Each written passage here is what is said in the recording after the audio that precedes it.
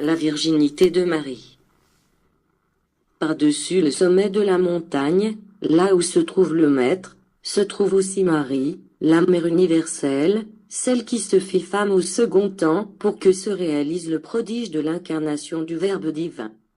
L'homme a beaucoup jugé et analysé en profondeur Marie ainsi que la forme sous laquelle Jésus vint au monde, et ces jugements ont déchiré le vêtement de pureté de l'esprit maternel, dont le cœur a répandu son sang sur le monde.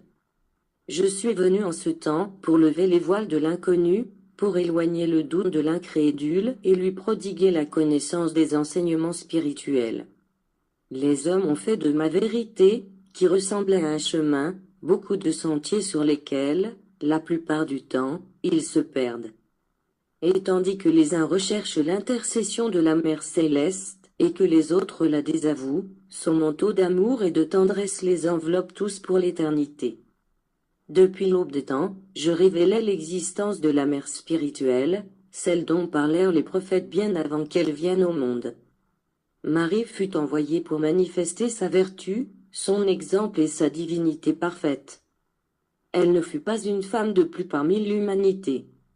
Elle fut une femme différente et le monde contempla sa vie, connut sa manière de penser et de ressentir, la pureté et la grâce de son esprit et de son corps. Elle est l'exemple de simplicité, d'humilité, d'abnégation et d'amour. Et, bien que sa vie ait été connue du monde de cette époque et des générations qui ont suivi, nombreux sont ceux qui désavouent sa vertu, sa virginité.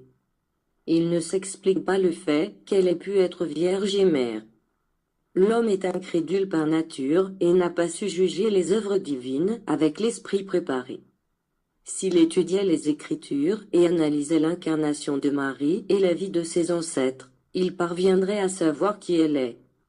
L'amour de Dieu, infiniment tendre pour ses enfants, ne contient pas de forme, et pourtant, au second temps, il prit la forme d'une femme en Marie, la mère de Jésus.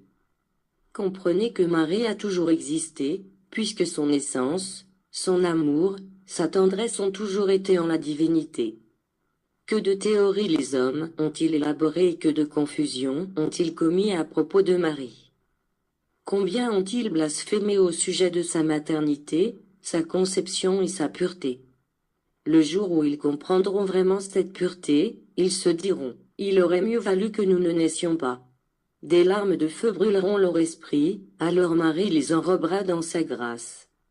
La divine mère les protégera de son manteau et le Père les pardonnera, leur disant avec un amour infini, veillez et priez que je vous pardonne et, de par vous je pardonne et bénis le monde. Cessez de blasphémer sur Marie, la mère de Jésus, la mère de tous les hommes.